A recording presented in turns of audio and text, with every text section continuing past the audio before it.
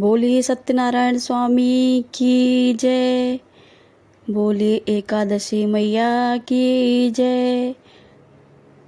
बोलिए विष्णु भगवान की जय। शास्त्रों में बताया गया है कि सत्यनारायण व्रत कथा का पाठ करने से व्यक्ति को 1000 यज्ञ करने के बराबर पुण्य फल की प्राप्ति होती है। सत्यनारायण भगवान व्रत कथा में भगवान विष्णु के सत्य स्वरूप के रूप में बारे में बताया गया है। इस व्रत का पाठ करने से घर में सुख समृद्धि का वास होता है और भगवान विष्णु की कृपा बनी रहती है। 11 के दिन हम सत्यनारायण भगवान की कथा को सुनते हैं और पढ़ते हैं। तो शुरू करते हैं सत्यनारायण की कथा। तो उससे पहले अगर आप मेरे चैनल पर नए आए हैं तो मेरे चैनल को सब्सक्राइब करके बेल आइकन को दबाना बिल्कुल भी मत भूलिएगा। और वीडियो अच्छी लगे तो वीडियो को लाइक करें और अपने दोस्तों के साथ शेयर करें। बोलिए सत्यनारायण स्वामी की जय। शुरू करते हैं सत्यनारायण स्वामी की कथा। सत्यनारायण व्रत कथा का पहला अध्याय। एक समय की बात है, नैमिषारण्य तीर्थ में सौनिक आदि 88,000 ऋषियों ने श्री सूत जी से पूछा, हे प्रभु, इस कलयुग में वेद विद्या रहित मनुष्यों को प्रभु भक्ति किस प्रकार मिल सकती है तथा उनके उद्धार कैसे हो सकता है। हे मुनि श्रेष्ठ, कोई ऐसा तप बताइए जिससे थोड़े समय में पुण्य मिले और मनवांछित फल की भी मिल जाए। इस प्रकार की कथा सुनने की हम इच्छा रखते हैं। सर्वशास्त्रों के ज्ञाता सूत जी बोले, हे वैष्णवों पूज्य, आप सभी ने प्राणियों के हित की बात पूछी है, इसलिए मैं एक से एक ऐसे श्रेष्ठ व्रत का आप लोगों को बताऊंगा जिसे नारद जी ने लक्ष्मी नारायण जी के पूछा था और लक्ष्मीपति ने मनि श्रेष्ठ नारद जी से कहा था, आप सब इसे ध्यान से सुनो। एक समय की बात है, योगी राज नारद जी दूसरों के हित के लिए इच्छा से अनेकों लोकों में घूमते हुए मृत्युलोक में आ पहुँचे। यहाँ उन्होंने अनेक योनियों में जन्मे रहा सभी मनुष्य को अपने कर्मों द्वारा अनेक दुखों से पीड़ित देखा। उनको देखकर नारद जी सोचने लगे कि ऐसा यत्न किया जाए जिसके करने से निश्चित रूप से मानव के दुखों का अंत हो जाए। इसी विचार पर मनन करते हुए वह विष्णु लोक में पहुँचे। वह वहाँ देवों के ईश नारायण की स्तुति करने लगे, जिनके हाथों में शंख, चक्र, गदा और पद्म है तथा गले में वरमाला पहने हुए थे। स्तुति करते हुए नारद जी बोले, हे भगवान, आप अत्यंत शक्ति से संपन्न हैं। मन तथा वाणी भी आपको नहीं पा सकती है। आपका यदि मध्य तथा अंत नहीं है। निर्गुण स्वरूप सृष्टि के कारण भक्तों के दुख दूर करने वाले हैं। आपको मेरा नमस्कार है। नारद जी की स्तुति से सुन भगवान विष्णु बोले, हे मुनि श्रेष्ठ, आपके मन में क्या बात है? आप किस काम के लिए पधारे हैं? निसंकोच कहो। इस पर नारद मुनि बोले कि मृत्युलोक में अनेक योनियों में जन्मे मनुष्य अपने कर्मों के द्वारा अनेकों दुखों को दुखी रह रहे हैं। हे नाथ, आप मुझ पर दया रखते हैं तो बताइए कि वो मनुष्य थोड़े प्रयास से ही अपने दुखों को कैसे छुटकारा पा सकते हैं। श्री हरि बोले, हे नारद, मुनियों की भलाइयों से और मनुष्यों की भलाइयों से तुमने बहुत अच्छी बात पूछी है, जिसके करने से मनुष्य मोह से छूट जाता है। वह बात मैं कहता हूँ, उसे सुनो। स्वर्ग लोक व मृत्युलोक दोनों में एक दुर्लभ उत्तम व्रत है जो पुण्य देने वाला है। आज प्रेम बस होकर मैं उसे तुमसे कहता हूँ। श्री सत्यनारायण भगवान का यह व्रत अच्छी तरह विधान पूर्वक करके मनुष्य तुरंत ही यह सुख भोग कर मरने पर मोक्ष की पाता है। श्री हरि के वचन सुन नारद जी बोले कि उस व्रत का क्या फल है और उसका विधान क्या है। यह व्रत किसने किया था? इस व्रत को किस दिन किया करना चाहिए? सभी कुछ विस्तार में बताइए। नारद जी की बात सुनकर श्री हरि बोले, दुख व शोक को दूर करने वाला, यह सभी स्थानों पर विजय दिलाने वाला, मानव को भक्ति व श्रद्धा के साथ शाम को श्री सत्यनारायण की पूजा धर्मपरायण होकर बांधवों व ब्राह्मणों के साथ करनी चाहिए। भक्ति भाव से भी नैवेद्य, केले का फल, घी, दूध और गेहूं का आटा सवाया लें। गेहूं के स्थान पर साठी का आटा, शक्कर तथा गुड़ लेकर भी भक्षण योग पदार्थों को मिलाकर भगवान का भोग लगाएं। ब्राह्मणों सहित बंधु बांधव को भी भोजन करवाएं। इसके बाद स्वयं भोजन करें। भजन कीर्तन के साथ भगवान की भक्ति में लीन हो जाएं। इस तरह से सत्यनारायण भगवान का यह व्रत करने पर मनुष्य की सारी इच्छाएं निश्चित रूप से ही प्राप्त होती हैं। इस कलिकाल अर्थात कलयुग में मृतलोक में मोक्ष का यही एक सरल उपाय बताया गया है। श्री सत्यनारायण व्रत का पहला अध्याय संपूर्ण। बोलिए श्री सत्यनारायण स्वामी की जय, विष्णु भगवान की जय। सत्यनारायण भगवान व्रत का दूसरा अध्याय। सूत जी बोले, हे ऋषियों, जिसने पहले इस व्रत को किया था उसका इतिहास कहता हूँ, ध्यान से सुनो। सुंदर काशीपुर नगर में एक अत्यंत निर्धन ब्राह्मण रहता था। वह भूख प्यास से परेशान होकर धरती पर घूमता रहता था। ब्राह्मणों से प्रेम करने वाले भगवान ने एक दिन ब्राह्मण का वेश धारण कर उससे जाकर पूछा, हे विप्र, नित्य दुखी होकर तुम पृथ्वी पर क्यों घूमते हो? दीन ब्राह्मण बोला, मैं निर्धन हूँ, ब्राह्मण हूँ, भिक्षा के लिए धरती पर घूमता हूँ। हे भगवान, यदि आप इसको कोई उपाय जानते हो तो बताइए। वृद्ध ब्राह्मण कहता है कि सत्यनारायण भगवान मनवांछित फल देने वाले हैं, इसलिए तुम उनकी पूजा करो। इसे करने से सभी दुखों से मुक्त हो जाओगे। वृद्ध ब्राह्मण बनकर आए सत्यनारायण भगवान उस निर्धन ब्राह्मण को व्रत का सारा विधान बताकर अंतर्ध्यान हो गए। ब्राह्मण मन ही मन सोचने लगा कि जिस व्रत को वृद्ध ब्राह्मण कहने को गए हैं मैं उसे जरूर करूँगा। यह निश्चय करने के बाद उसे रात में नींद नहीं आई। वह सुबह उठकर सत्यनारायण भगवान के व्रत का निश्चय कर भिक्षा के लिए चला गया। उस दिन भिक्षा में बहुत अधिक धन मिला, जिससे उसने बांधवों के साथ मिलकर श्री सत्यनारायण भगवान का व्रत संपन्न किया। भगवान सत्यनारायण का व्रत संपन्न करने के बाद वह निर्धन ब्राह्मण सभी दुखों से छूट और अनेक प्रकार की संपत्तियों से युक्त हो गया। उसी समय से यह ब्राह्मण हर माह इस व्रत को करने लगा। इस तरह से सत्यनारायण भगवान के व्रत को जो मनुष्य करेगा वह सभी प्रकारों से पापों से छूटकर मोक्ष को प्राप्त होगा। जो मनुष्य इस व्रत को करेगा वह भी सुखी और दुखों से मुक्त हो जाएगा। सूत जी बोले कि हे मुनियों, जिसने इस व्रत को किया है वे आप सुनो। एक समय वही विप्र धन से ऐश्वर्य के अनुसार अपने बंधु बांधवों के साथ इस व्रत को करने को तैयार हुआ। उसी समय एक लकड़ी बेचने वाला बूढ़ा आदमी आया और लकड़ियां बाहर रखकर अंदर ब्राह्मण के घर में गया। प्यास से दुखी हुए है लकड़हारा उनको व्रत करके देख विप्र को नमस्कार कर पूछने लगा कि आप क्या कर रहे हैं? तो उन्होंने बताया कि व्रत कर रहा हूँ तथा इसे करने से क्या फल मिलेगा, कृपया मुझे भी बताइए। ब्राह्मण ने कहा कि सब मनोकामना को पूर्ण करने वाला यह सत्यनारायण व्रत का भगवान का व्रत है। इनकी कृपा से मेरे घर में धन धान आदि की वृद्धि हुई है।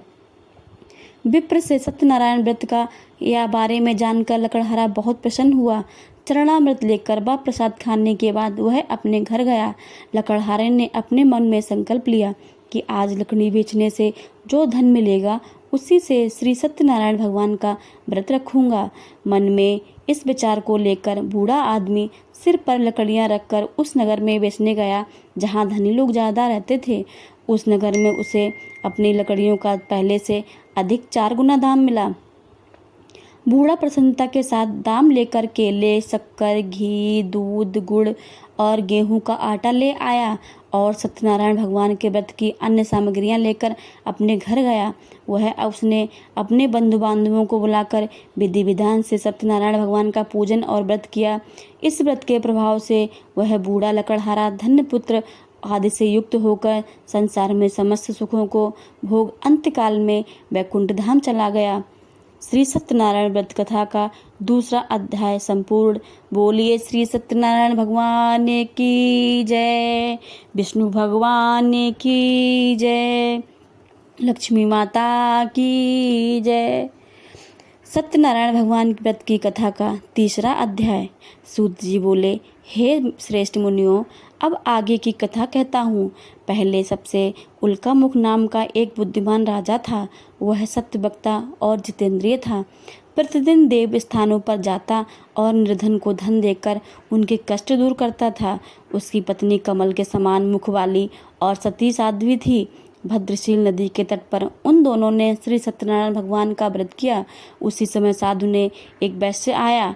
उसके पास व्यापार करने के लिए बहुत सा धन था। राजा को व्रत करते देख वह विनय के साथ पूछने लगा, हे राजन, भक्तिपूर्वक होकर आप यह क्या कर रहे हैं? मैं सुनने की इच्छा रखता हूँ, तो आप मुझे बताइए। राजा बोला, हे साधु, अपने बांधवों और बंधु के साथ पुत्र आदि की प्राप्ति के लिए एक शक्तिमान श्री सत्यनारायण भगवान का व्रत व पूजन कर रहा हूँ। राजा के वचन सुन साधु आदर से बोला, हे राजन, मुझे इस व्रत का सारा विधान कहिए। आपकी कथा के अनुसार मैं भी इस व्रत को करूँगा। मेरी भी संतान नहीं है और इस व्रत को करने से निश्चित रूप से मुझे संतान की प्राप्ति होगी। राजा से व्रत का सारा विधान सुन व्यापार में निवृत्त होकर वह अपने घर गया। साधु वैश्य ने अपनी पत्नी को संतान देने वाले इस व्रत का वर्णन कह सुनाया और कहा कि जब मेरी संतान होगी तब मैं इस व्रत को करूँगा। साधु ने इस तरह के वचन अपनी पत्नी लीलावती से कहे। एक दिन लीलावती पति के साथ आनंदित होकर सांसारिक धर्म में प्रवृत्त होकर सत्यनारायण भगवान की कृपा से गर्भवती हुई। 10वें महीने में उसके गर्भ में एक सुंदर कन्या का जन्म हुआ। दिनों दिन वह ऐसे बढ़ने लगी जैसे शुक्ल पक्ष में चंद्रमा की कला बढ़ती है। माता पिता ने अपनी कन्या का नाम कलावती रखा। एक दिन लीलावती ने मीठे शब्दों में अपने पति को याद दिलाया कि आपने सत्यनारायण भगवान के जिस व्रत को करने का संकल्प लिया था उसे करने का समय आ गया है। आप इस व्रत को करिए। साधु बोला कि हे प्रिय, इस व्रत को मैं उसके विवाह पर करूँगा। इस प्रकार अपनी पत्नी को आश्वासन देकर वह नगर को चले गए। कलावती पिता के घर में वृद्धि को प्राप्त हो गई। साधु ने एक बार नगर में अपनी कन्या को सखियों साथ खेलते देखा तो तुरंत ही दूत को बुलाया और कहा कि मेरी कन्या के योग्य वर देखकर आओ। साधु की बात सुनकर दूत कंचन नगर में पहुंचा। वह वहां देखभाल कर लड़की के सुयोग्य बड़े पुत्र को ले आया। सुयोग्य लड़के को देख साधु ने बंधु बांधवों को बुलाकर अपनी पुत्री का विवाह कर दिया। लेकिन दुर्भाग्य की बात है कि साधु ने अभी भी श्री सत्यनारायण भगवान का व्रत नहीं किया। इस पर श्री भगवान क्रोधित हो गए और श्राप दिया कि साधु को अत्यधिक दुख मिले। अपने कार्य में कुशल साधु बनिया जमाई को लेकर समुद्र के पास स्थित होकर रत्नासारपुर नगर में गया। वहां जाकर दामाद ससुर दोनों मिलकर चंद्रकेत राजा के नगर में व्यापार करने लगे। एक दिन भगवान सत्यनारायण की माया से एक चोर राजा का धन चुरा कर भाग गया। उसने राजा के सिपाहियों को उनका पीछा करते हुए देख चुराया हुआ धन वहां रख दिया जहां साधु अपने जमाई के साथ ठहरा हुआ था। राजा के सिपाहियों ने साधु वैश्य के पास जाकर राजा का धन पड़ा देखा तो वह ससुर जमाई दोनों को बांधकर प्रसन्नता से राजा के पास ले आए और कहा कि उन दोनों चोरों को हम पकड़ लाए हैं, आप आगे की कार्रवाई की आज्ञा दें। राजा की आज्ञा से उन दोनों को कठिन कारावास में डाल गया और उनका सारा धन भी छीन लिया गया। श्री सत्यनारायण भगवान के श्राप से साधु की पत्नी भी बहुत दुखी हुई। घर में जो धन था वह चोर चुरा ले गए। शारीरिक तथा मानसिक पीड़ा व भूख और प्यास से अति दुखी होकर अन्य की चिंता से कलावती के ब्राह्मण के घर गई और श्री सत्यनारायण भगवान की का व्रत होते देख तथा फिर कथा भी सुनी। वहाँ प्रसाद भी ग्रहण किया। वह रात को घर वापस आई। माता ने कलावती से पूछा कि हे पुत्री, अब तक तुम कहाँ थी? तेरे मन में क्या है? कलावती ने अपनी माता से कहा, हे माता, मैंने एक ब्राह्मण के घर में श्री सत्यनारायण भगवान का व्रत देखा है। कन्या के वचन सुन लीलावती भगवान की पूजन की तैयारी करने लगी। लीलावती ने परिवार व बांधवों सहित सत्यनारायण भगवान का पूजन किया और उनसे वर मांगा कि मेरे पति तथा जमाई शीघ्र घर आ जाएं। साथ ही साथ प्रार्थना करने लगे कि हम सबका अपराध को क्षमा करें। श्री सत्यनारायण भगवान इस व्रत से संतुष्ट हो गए और राजा चंद्रकेतु को सपने में दर्शन दे गए तो कहा कि हे राजन, तुम उन दिनों वैश्यों को छोड़ दो और तुमने जो उनका धन लिया है उसे भी वापस कर दो। अगर ऐसा नहीं किया तो मैं तुम्हारा धन, राज्य व संतान सभी को नष्ट कर दूंगा। राजा को यह सब सुनकर अंतर्ध्यान हो गए। प्रातःकाल सभा में राजा ने अपना सपना सुनाया और फिर बोले कि वणिक पुत्रों को कैद में से मुक्त कर सभा में लाओ। दोनों ने आते ही राजा को प्रणाम किया। राजा मीठी वाणी में बोला, हे महानवो, भगवान भाग्यवश ऐसा कठिन दुख तुम्हें प्राप्त हुआ है, लेकिन अब तुम्हें कोई भय नहीं है। ऐसा कहकर राजा ने उन दोनों को नए वस्त्र भूषण पहनाए और जितना धन उनका लिया था उसका दुगना धन वापस कर दिया। दोनों वैश्यों ने अपने घर को चल दिए। ऐसे श्री सत्यनारायण व्रत कथा का तीसरा अध्याय संपूर्ण। बोलिए सत्यनारायण भगवान की जय, हरि विष्णु की जय। सत्यनारायण भगवान के व्रत का चौथा अध्याय। सूत जी बोले, वैश्य ने मंगलाचार कर अपनी यात्रा प्रारंभ की और अपने नगर की ओर चल दिया। उनके थोड़े दूर जाने पर एक दंडी वेशधारी श्री सत्यनारायण से उनसे पूछा, हे साधु, तेरी नाव में क्या है? अभिवाड़ी बड़े हंसता हुआ बोला, हे दंडी, आप क्यों पूछते हो? क्या धन लेने की इच्छा है? मेरी नाव में तो बेल पत्र पत्ते भरे हुए हैं। वैश्य के कठोर वचन सुनकर भगवान बोले, तुम्हारा सत्य वचन हो।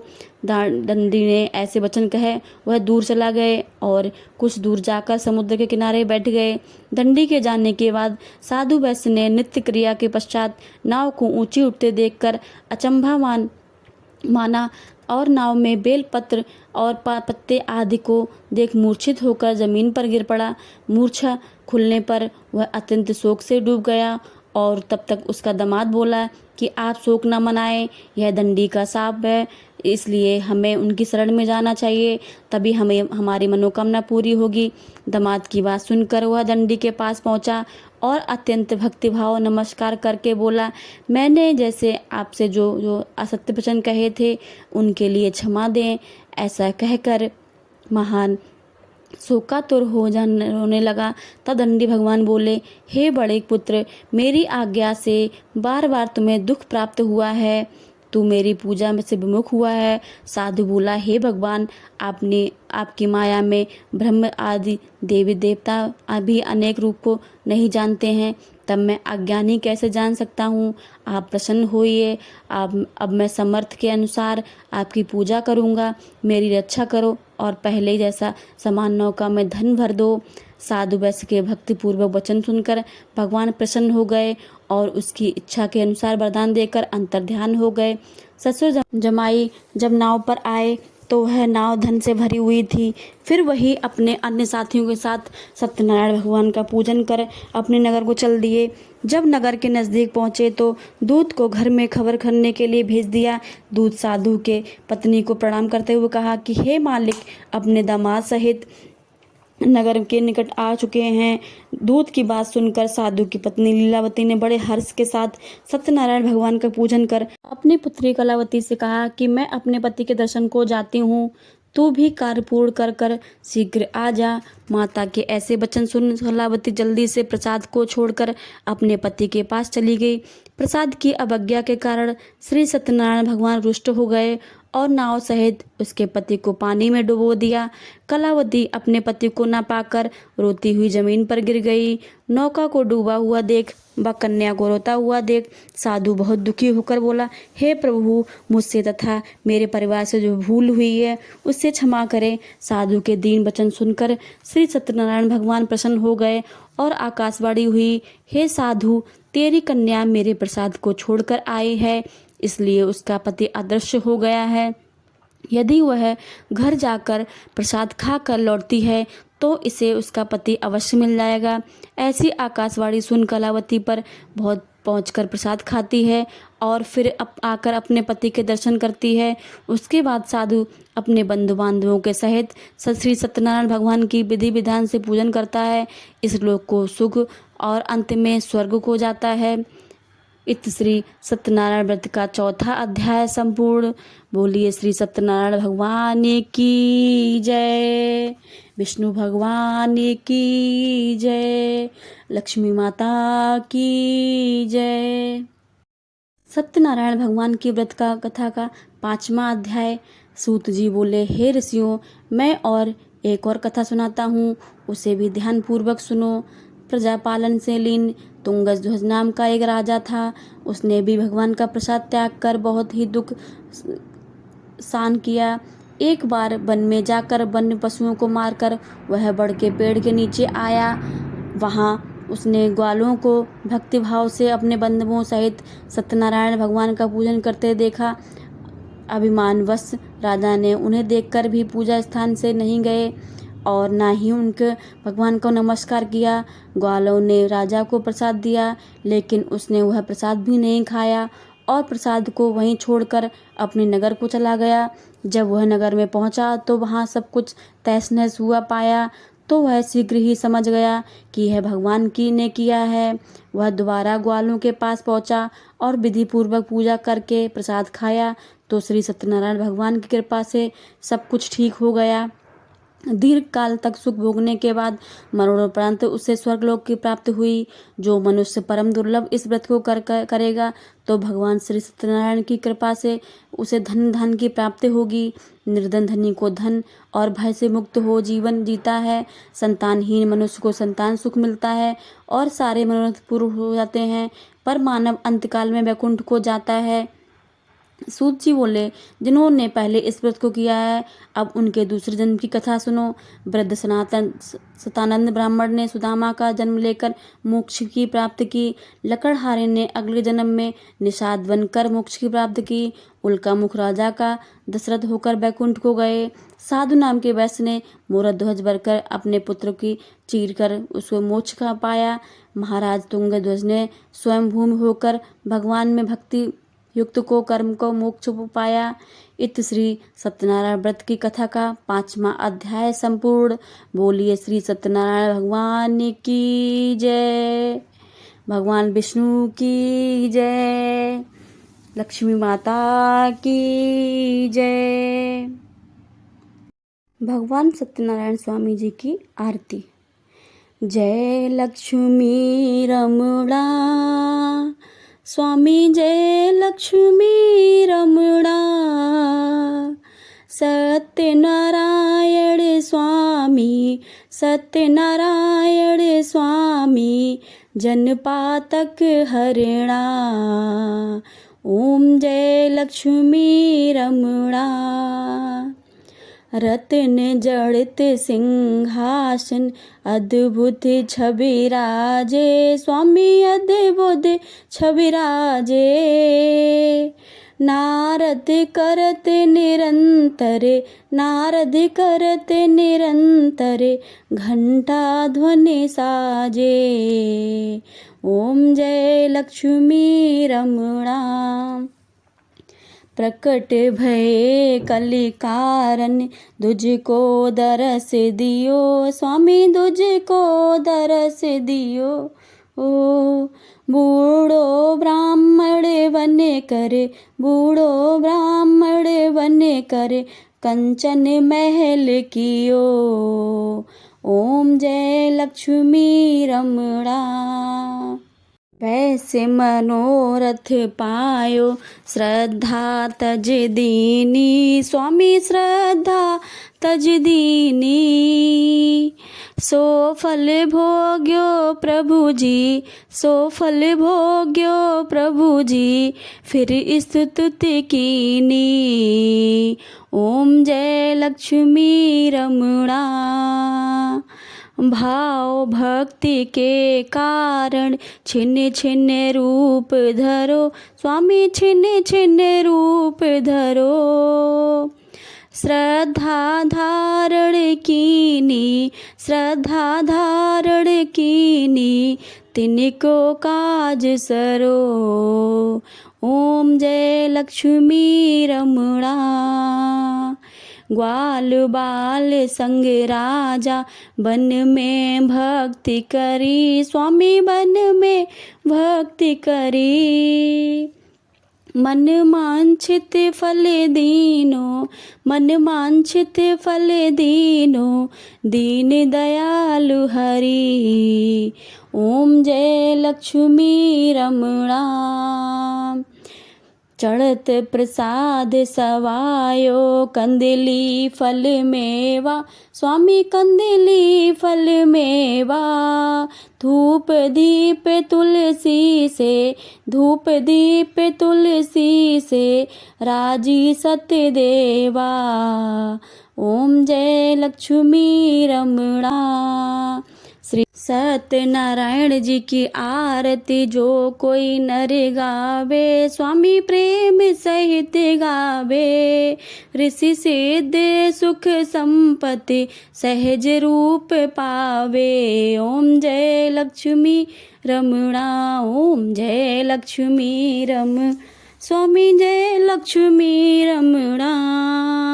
सत्यनारायण स्वामी जन पातक हरिणा, ओम जय लक्ष्मी रमणा। बोलिए सत्यनारायण स्वामी की जय। वीडियो पसंद आए तो वीडियो को लाइक करें, ज़्यादा से ज़्यादा शेयर करें और चैनल को सब्सक्राइब करें। जय श्री सत्यनारायण स्वामी की जय।